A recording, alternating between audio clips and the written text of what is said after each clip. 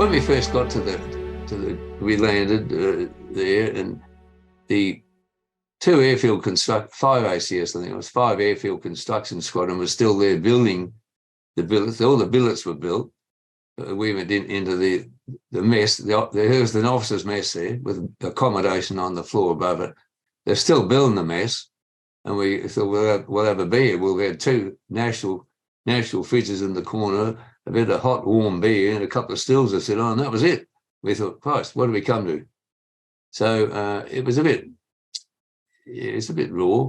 We got at least we had TVs to sleep in. No air conditioning. The windows, fly wire in the windows. The windows were open. The bulldozers were still driving past and blowing up dust and crap everywhere.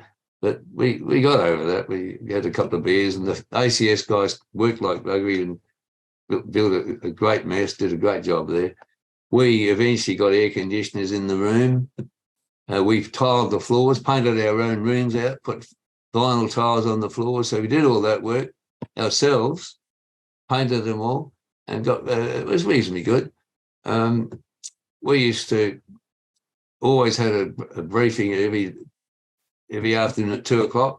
The briefing room and ops room was down right on the tarmac opposite the parking area where we parked the aircraft and the maintenance hangars. So we'd always be there at 2 every afternoon for a briefing. Then you'd fly mostly this early in the piece at night. First sortie you'd be off about 8:00.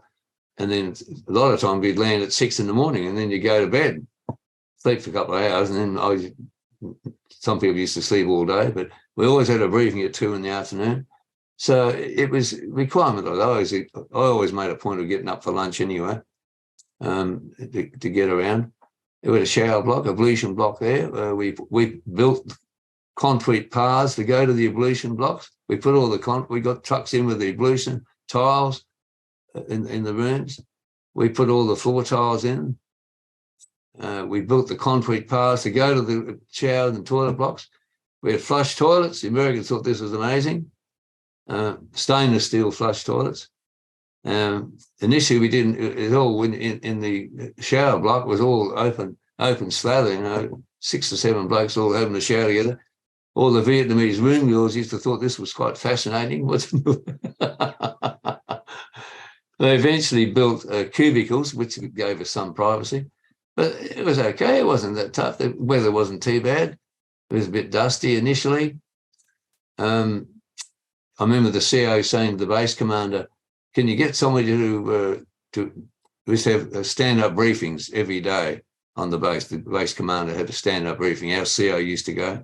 Now and then he'd take some of the younger officers with him.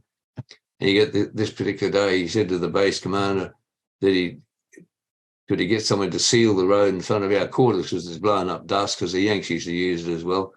And he asked the Red Horse Brigade. That was the Red Horse, was a construction battalion of the Air Force. And he said, how long will it take can you seal the road? And he said, how long will that take? He said, probably about 6 weeks, 4 or 6 weeks. And the base commander said, you've got till 6 in the morning, next morning. And it was done. Overnight. They worked like buggery overnight, sealed the road.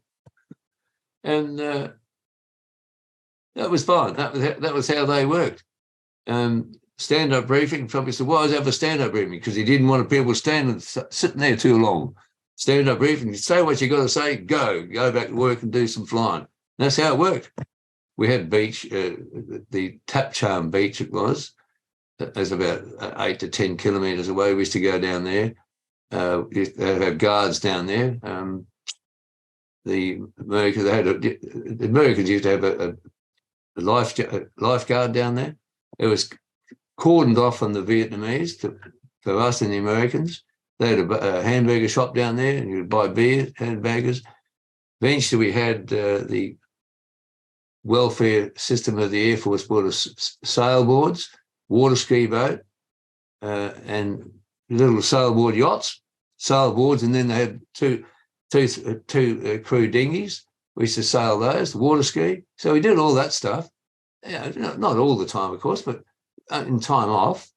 And then we got a bit worried at one time because down on the beach area they had a big tanker where they used to pump all the aircraft fuel up by a pipeline into the airbase.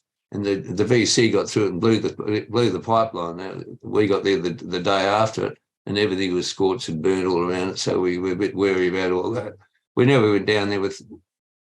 We didn't take arms. When we went off the base away from Tapchan, we did. Not we did that much. I only did that once to Nartrain. We went armed with SLRs and pistols. We always wore pistols everywhere, except the beach, but there were always guards down there. So that was the thing we had. We had nowhere else to go. There's a small town there, but no one went in there. But that was it. Then we went down to the low level, so that was where a lot of the work did go on. Later in the year, that I did out of 120 sorties, I think I did the last 13 low-level day.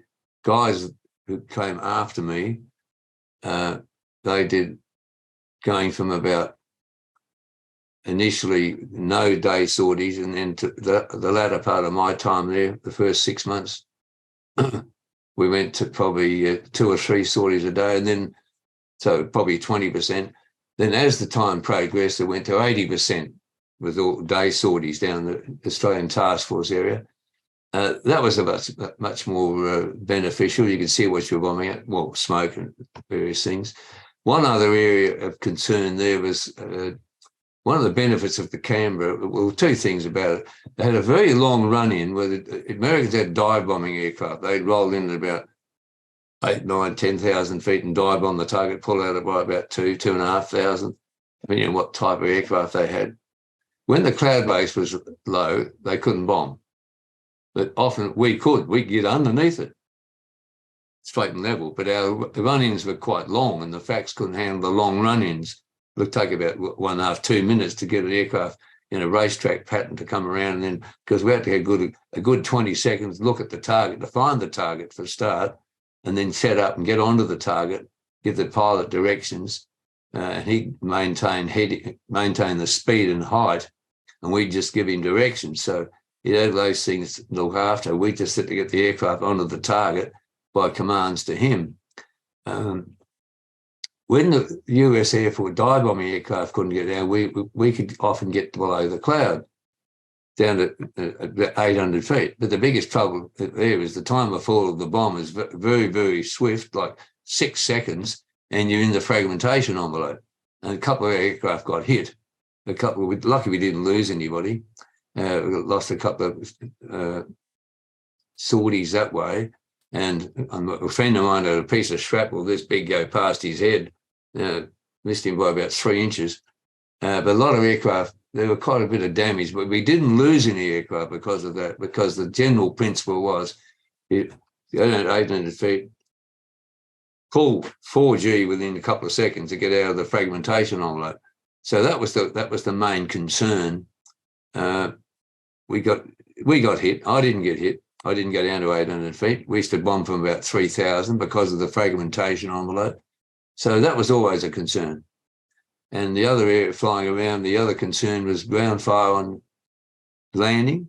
The VC would fire at you. There were what was called military areas, gun zones, military gun zones, where the Koreans and they had big artillery units, and they were flying guns up to 30, 35,000 feet, the apogee of the round and down on the ground. They give us the range and bearing to keep out of that. Fire zones, keep out of that, because you could get hit by a round. So we had to plot all those to keep out of those. We had a few close calls.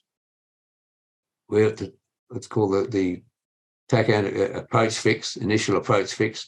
We called it 20,000 feet, 20 miles, I think the figure was. And another B-57 called the same place. We looked out there and he was just about 100 feet away at night. So you couldn't see him until the red light was flashing right in front of our eyes. I went, Christ. So that was a concern all the way to collisions, mid-air collisions, because the control reporting units only gave you flight following. They only told you where the aircraft were. They didn't control you. So that was a concern. Couldn't see because we had no radar. And you could only see if they were right close to you or they're bloody near miss. And if you guys had near misses, aircraft flying over the top of them. They didn't know they were there until they over the top. So we're bloody lucky we didn't have any mid-airs. And Wally, the guy I flew with, Wally, mostly, we had about 3.